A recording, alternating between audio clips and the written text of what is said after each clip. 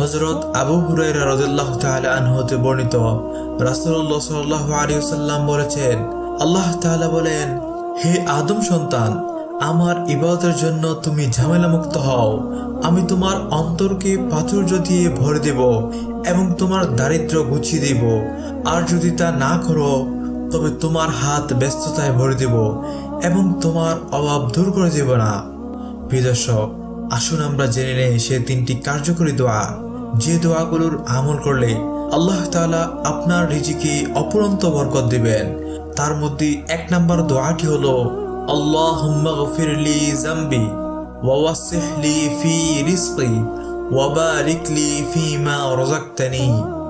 দ্বিতীয় নম্বর দোয়াটি হলো, আল্লাহুম্মা রযুকনি রিজকান হালালান তাইয়িবান মুবারাকান ফীহি।